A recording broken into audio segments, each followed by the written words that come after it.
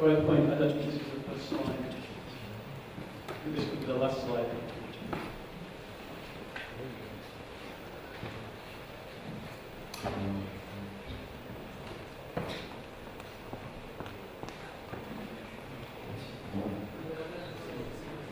This is another slide. So I've actually changed the title slightly because as you read that, it didn't make sense. It wasn't very so I've changed it to an introduction to art, and I'll explain why it's called art. Creates the art. Framework for defining your population strategy and how you can use it. I'm going to start with a little bit of background on me. Can I just check, do I have 25 minutes? Do I have 25 minutes? So I've talked quite a lot, sorry. So working. There we go, okay. So a bit of background about me. I graduated in 2001 with a software engineering degree. Now I'll make it clear why I'm talking about this shortly. There was me a few years ago. I've changed at all much. My first job was building SDKs, so software development kits for customers. Customers were large businesses, but they had developers.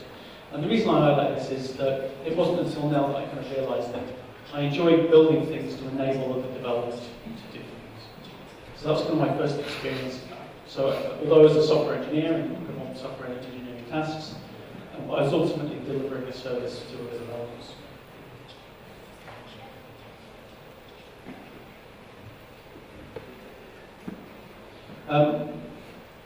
A number of years later, about 10 years later, I ended up back at a company called Captain Systems. So I left, I tried a few other things, I couldn't quite find something that I really enjoyed. And I ended up back at this company called Captain Systems. And they bootstrapped me to create a hosted service, a cloud API platform. And the task that I undertook there was still software engineering. But I started getting involved in other things. So I built the website, the documentation, started finding a business plan for the cloud hosted service, got involved in product decision making for all that developer-focused platform. And then also started getting involved in blogging, talks, sharing stories about the work I was doing and about thought leadership, best practices to developers. And I also came across, although I came across the idea of an evangelist before at Microsoft events, I hadn't really thought that it was going to be a job that I could ever undertake.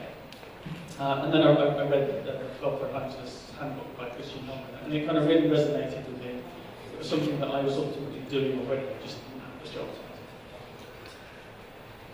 So when the decision was made to not continue with that project, at the time there were a number of other real-time messaging platforms that were around. One called Pusher, another one Firebase, that's been acquired by Google. Ours was called Quicker, and it's a bit disappointing that as a company we decided not to move forward with it. It's a company called PubNub, Ably, all doing quite well.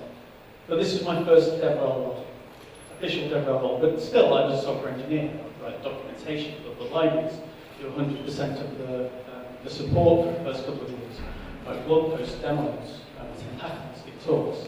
And because I've got 10 years experience in real-time technologies, I provided my insight into the product, captured feedback from customers, developers, to help us make an even better product.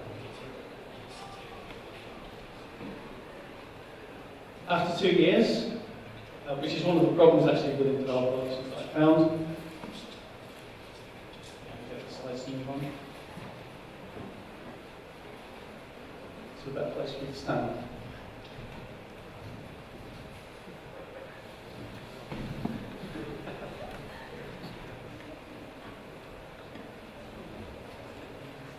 There we go. I went back to Captain Systems again. So I kind of go back and forward between them. If you find a place you like, and don't give up on it straight away. And this time the opportunity was to help them open source a toolkit for an SDK for building complex JavaScript front-end applications. It was quite a complex product.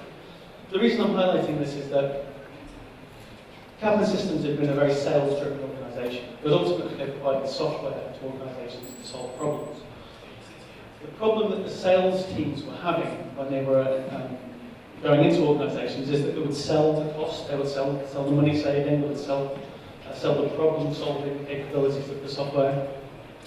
But when the software reached the developers to evaluate, there was pushback. The developers would say, I've never heard of Captain Systems before. I think there's open source technology that I could use to solve this problem. I think I could build this myself without the need to spend millions of dollars on capital systems functionality. So what we decided to do was open source one of the components of the toolkit for building these applications and raise awareness to developers. And in doing so, when the sales teams went into these larger organizations and said, hey, we've got this problem, and they sold it to the executives, when they reached the developers, they would say, oh, Kaplan Systems, I've heard of them. They create that cool toolkit called Leggetter.js. I've played with that in my spare time. I've seen it on Hacker News. I've built some stuff with it. That was the theory. And as part of that, my role was to help make sure that the technology that we created, the product that we open sourced, followed best practices in terms of development. There's also marketing, raise awareness. This is at Future.js in Barcelona, where we had one of the people involved in React.js tweet, this is legitimate. Leggetter.js really solves real problems. So we were raising awareness with the developers, as well as continuing the traditional sales process.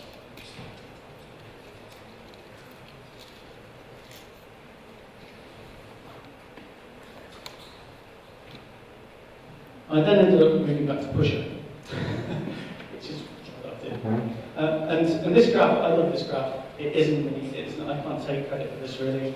I worked at Pusher with Olio, who's here today. And the first green line is when we first started at Pusher. We got some seed funding, we focused on developer relations, events, content, and so on. The red line just happens to coincide with when I left. But it also coincides with a complete decrease in the focus of events and developer content. The second green line is when I rejoined, but again, that was more of an indication that the company was taking developer relations seriously. We saw a significant increase in sign-ups. Something else I also noticed at that time was that there was a trend, a negativity around evangelists. So this is a tweet saying, if I see more than 2 developer evangelists at an event, just something I'm not going to consider. There was concern about developer evangelists being at events and ultimately hidden marketing or clear marketing of their products to developers. So I wanted to address those concerns. The other thing that I mentioned, you probably noticed I've moved around a little bit in my developer evangelist, developer relations role. I see that a lot in the industry, whether that's through choice, quite often, or whether that's just because developer relations teams are created and then killed, created and then killed. So I wanted to make sure that I believed that there was a different approach to developer relations, to make sure that that team stayed individuals' roles and expectations and needs were being fulfilled. So I put forward a suggestion of how we should change the way we work, that we should introduce somebody with more authenticity to the team, that we should have a product and engineering foundation, and then we use the stories around the work that we've done, the real work that we've done, the library changes, the dashboard changes, and then told the stories around that functionality that we were building at events with stories. That didn't work out too well. There were a number of conversations that were had. At the end of the year, I decided that it was best that I moved on. I was told quite clearly that evangelists I was at Pusher were in marketing. Don't provide any product info. In many ways, it was great. It gave me the opportunity to write up my thoughts on approach to developer relations, to have conversations with people like Matthew and with Joe about approaches to developer relations.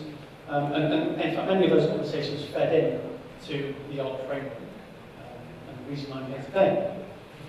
As part of that, I admit that I do a little bit of marketing, so I created the Develometer, which, as you change the activities that you undertake as part of developer relations, the dial changes to indicate whether or not you're doing more marketing activities, and therefore it's potentially evangelism, or there's product input and it's advocacy.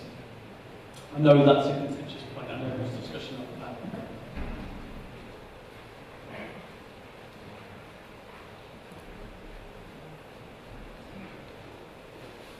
So I'm now at a company called Nextmo. We're the Vonage API platform.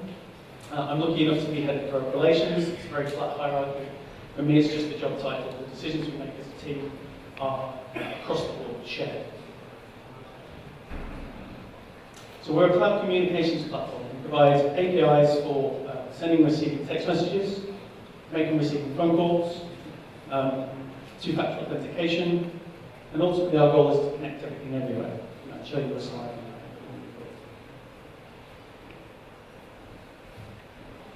Hi, Will. You see, I teach you a Chinese word called huan. You say huan, they will change the slide. It's okay. Huan. Okay. Is it running fast? That's my good work. Oh, sorry, okay. yes. Okay. Did I just wait back? You say huan. Okay, you should raise that. That's okay. Okay. I'll do that. So there we are. That's next one in the middle, and the goal is to connect everything everywhere.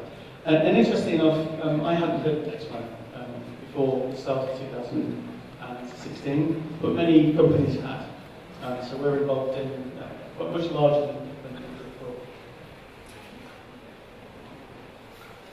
So I now want to talk about AARRRP, this framework. So I want to talk about what is it, the steps to use it, and how we've applied that next time. So tell you a real story about how we've applied the framework.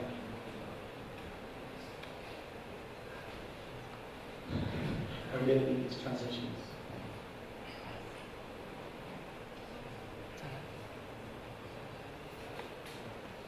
So the background behind AARRRP is there's something called AAAARRRP. So that's it. It was by someone called David McClure, who's based in San Francisco, and it's starter message for pirate, so it's AAARRRP. So really piratey. But what you'll notice is that it points out specifically that it's more around product marketing and product management. What these points mean are acquisition. So in terms of a service such as NextMile hosted service, acquisition. So sign-ups. Can we get people signed up? If it's a website, it might just be impressions on the website. Activation. So can you get people using the product? In terms of an API provider, it's going to be let me make the first API call. Retention. Are you making sure that people are can you get people to stay on the platform or maybe even use your product more?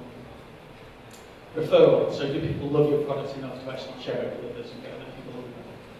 And revenue. And the ones that you pick here really depend on the product.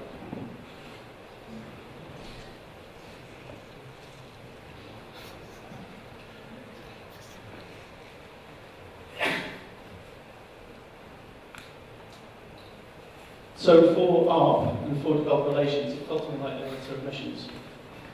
The first one was awareness. So do people even know that your product exists? So this is our banner at DevRel in London last year. So making it clear that NextMile exists and that we're a cloud communications platform with APIs for communications. The second was input into product. So if you're aiming at developers, it's good to have developers that are involved in product discussions and make sure that the developer needs are reflected in the work that you do. So if you put those together, awareness and product, you end up with AARRRP. I appreciate it's not the most catchy of phrases. Sorry.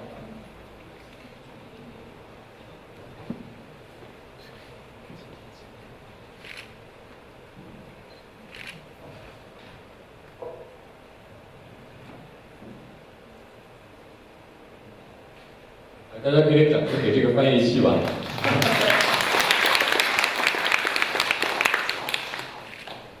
So let's talk about the steps to using AARRRP. So define your goals. What are those? Which of the AARRRP things do you actually want to achieve as an organisation?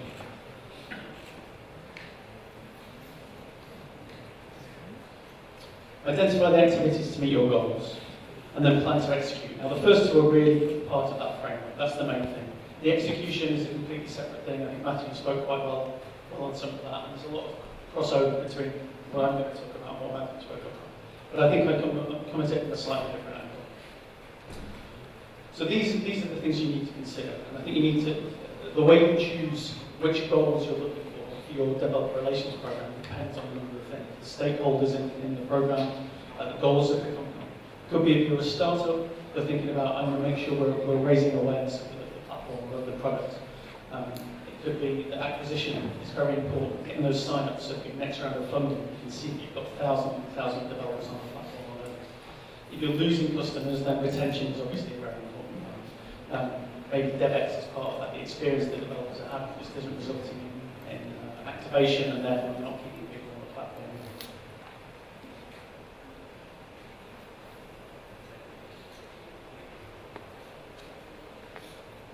It's my actual personality. So at Nexmo, we decided to go for these three things. So the first one is awareness. So I'm going to ask, who's heard of Nexmo before this event? People I know in the front? Yeah, nobody else. So, as an awareness exercise, this is probably quite a good one, right? So nobody here has heard of Nexmo before, now you all have heard of Nexmo. So it's one of our strategies is to raise awareness amongst the developer community. This is developers, you're probably influencers.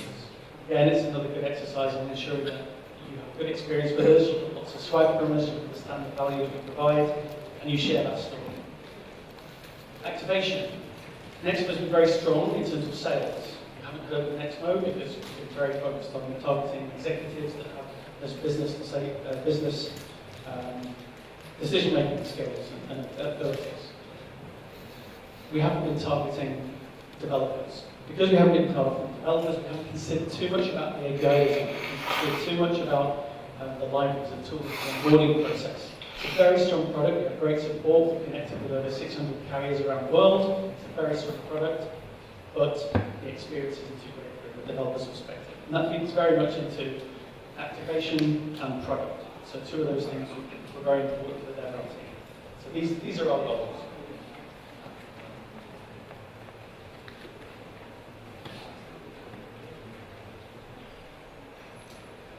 So, step 2. What activities will help you achieve those goals? It's pretty obvious. You need to go, okay, so those are the goals, how do we go and achieve those? What activities do we undertake? Some things to consider in terms of efficiency. So can we do one activity but when we do 2 goals, 3 goals? Can we find complementary activities? Things that when we do one piece of work, it naturally feeds into another piece of work that helps us achieve our goals. So I would love to say I've created a very complex framework that I'm going to charge you thousands and thousands of dollars or pounds to undertake, but it's actually a spreadsheet. And the spreadsheet identifies a couple of things. The goals along the top, and the activities along the right. And what I've done is filled out here. It's yes, it's green. Those activities will help you achieve those goals. If it's no, it's red. So it's a really, really simple. I'm a pretty simple person, as you've probably worked out. So it makes a lot of sense to have a simple framework, strategy, and process for you to follow. So we can see here things like tutorials are great for awareness because we can market them, we can push them out there towards developers. They're good for activation because we tell people exactly how to achieve something on our platform, which results in sign up and API calls. And if you're saying your product can achieve a certain use case, what better way than to write the code that achieves that use case to ensure that it really does? Provide product feedback when there are problems along the way. We've also done hackathons already. People do crazy things with your product at hackathons, especially when we're trying to improve the onboarding process and the experience. Hackathons are great for activation, to make sure that we can activate developers and providing product feedback. And they're really good for awareness as well, especially if you put a marketing effort around them in terms of social and so on.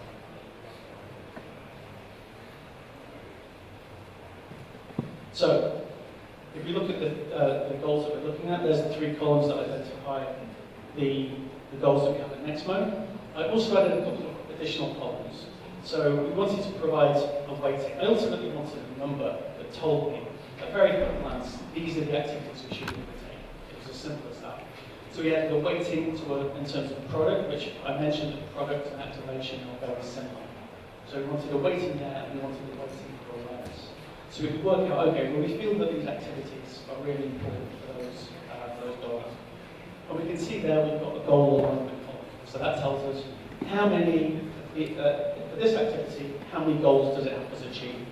And at the end you can see we've got a couple of 15s, which is the highest value, nice and green. For the things that we identified, tutorials and hackathons. So there's examples.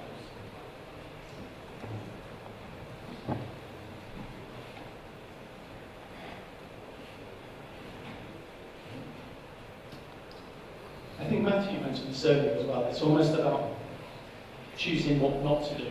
So you need to spend a lot of time carefully picking the things that you really should do and saying no to all those other things. So don't take this, just say, oh, well, all of us are 15, they're all high values, let's definitely do it. You need to make sure that you take a look at it and take other factors into consideration, because there's no way that this single framework can take everything into consideration. So for instance, we don't do support tickets, we have a dedicated support team. We were missing libraries from our platform. Many developers expect a library. So we had to decide, well, although that's only a value of 6 in this framework, it's definitely very important.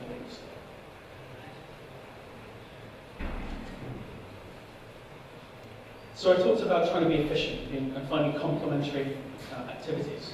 So the approach that we tried to take was, because we had a foundation product, we were involved in product conversations, building documentation, we built the libraries. So we wanted to try and improve the experience of our product for developers. That should increase activation. It should help developers get on board faster. We wanted to create content and share the story about the work that we were doing. And in doing so, that should raise awareness with developers. We're performing engineering tasks, we're writing documentation that other developers have to do. We're building libraries, we're creating APIs that other developers have to do. Let's share those stories and use that as our marketing exercise. So what we did is, as a specific example, we updated our Python library. We released a new version and announced that as a kind of product announcement. We blogged and tweeted about that. We build a demo on top of a new piece of functionality. We share that demo. We write a blog post about how we build that demo and share that. And we finish it all off with presence at an event. And this is also very focused specifically on a Python community. So we've raised awareness in the Python community with a new library, a new product release. We've created a demo for Python, we've done a blog post for Python, and we've ended it with an event of Python. So we're consistently visible within that target community. And we did the same thing for Ruby, PHP, or .NET. And we're going to try and find these complementary activities as we move forward.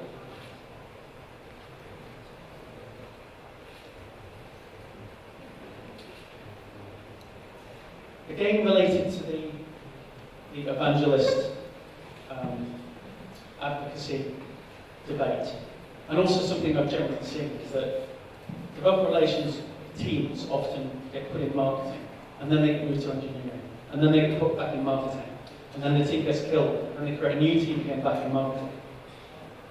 I think it's really important to, when you decide to create a new developer relations team, you really consider where that team should be. So how do you understand where that team should be? Sorry, my slides are missing. So these are the general functions within our organisation that interact with developers in some way. I know there's finance and there's various other functions within our organisation. But engineering, they are developers, they're building a developer-facing product. There's the product team that capture information from customers through insight into the industry and make decisions about where that product should go. There's marketing, without telling people about the product, and nobody will know, and nobody will come, nobody will use that product. Support is obviously very important from the developer's perspective too. Sales are involved to a certain extent as well. We've often had people sign up and then they get a call from the sales team. You need to work with the sales team to make sure they're interacting with developers in the right way. It should be about enabling developers to achieve their goals and not traditional sales.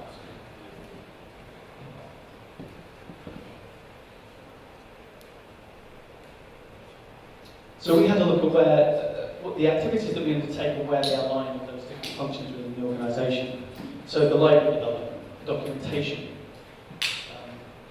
across engineering and product, marketing. We obviously do have a marketing role to fulfil. We're trying to reach developers with the stories of the work that we're doing. Blog posts, events, talks. Support. We provide support. We provide support on different channels than our official support, although we do help our support teams. And we do have some sales involvement in terms of partnerships with IBM Watson, we've helped out there. Some other ones with some of the larger organisations when there's a specific technical need that can't be handled entirely by sales and pre-sales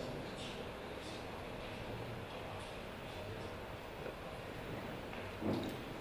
So taking those functions and thinking where DevRel at Nexmo fits, it fits very much in the middle.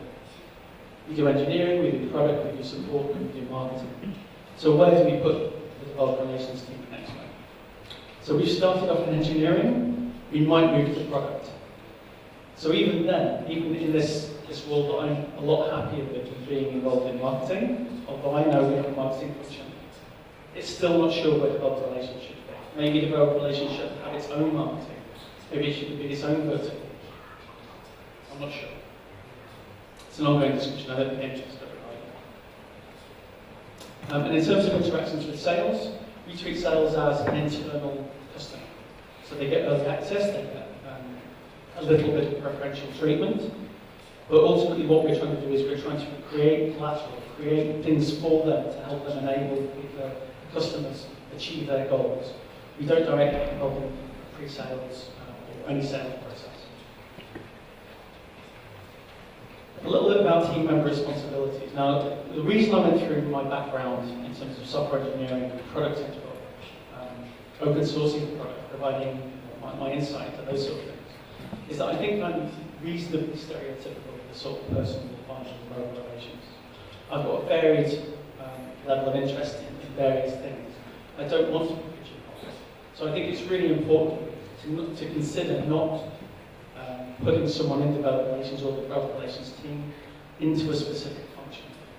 I think that I'm quite a creative person. I want to have access to product through to awareness. I want to have ownership of that, so that when I'm standing on stage talking about something, it's a real story about something we've really done. I don't want to be given an API or given a product and have to come up with some story about it, make something up that I've not really been involved in. Do I want to talk to the engineers and then communicate their story, or do I want to communicate the story based on real work that I've done? What's more authentic? It's hard though. So we've only been doing this a year. It's not the easiest thing in the world. You won't find people that can do all of these things. So you need to find individuals that make sure you cover up all these things. Some people are really great at writing, some people don't like writing. Some people love giving talks, some people don't like talking and prefer to get their head down and build a library. So I want to just talk about briefly the results we've had at Nextmo. So in terms of awareness, we've seen 150% increase in people typing in Nextmo.com into their browser address bar. We think that's a good example of general awareness. People know what Nextmo is, so they'll type in Nextmo.com. Being a sales-driven organisation, many of our customers have been gone through a very difficult sales process.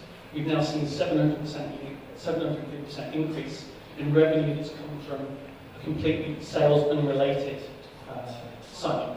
So they've just heard about Nextmo, they've signed up through the self-service process, and they've started paying. Activation, so we've seen 170% increase in new accounts that actually activate. So they start using our API, and that's over the past 7 months. Product feedback's quite difficult. How do we measure the value of the work that we're doing with product? We haven't nailed that yet. I think activation is a good example of working out the value to be provided in terms of product. So to briefly go over the AARRRP framework, which is really the title of this, define the goals of the organisation and identify the activities that you need to undertake to achieve those goals. It's a boring spreadsheet, but it's actually quite a good approach. It's worked quite well for us. And as a team, and as a company, we collaborate. Try and be efficient with those choice of activities and move forward with that. The alignment of product work through to using that piece of product work in the awareness that you do is really great. And if you look at some of the most well-thought companies, certainly in the US, companies like Stripe, their engineering, the work that they do in engineering and the product itself providing a great experience, be their marketing mechanism.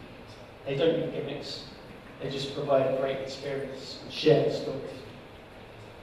And the point about my past and about authenticity and that need to plan to execute in a specific way, and it goes into what Matthew was saying as well. It's about approach. How do you approach things? As a company, do you have values? As a team, do you have values? Do you have beliefs? Do you get everybody involved in the decision-making process and let them feel ownership? But that's where the real hard work starts. And it hasn't been a bit easier over the past year, but I hope from those stats that I shared, it shows that you've had something measurable for your business, that they can see the value of what we're doing. And ultimately, it hasn't just been DevRel, it's been DevRel, it's been marketing, it's been the business executives within the company believing in what to do, seeing that we provide that input into developer experience without being able to necessarily directly measure the value of the product conversations that we're having. We're working. So that's actually it. I'm sorry for the problems I've had with my presentation, but maybe I've got some time.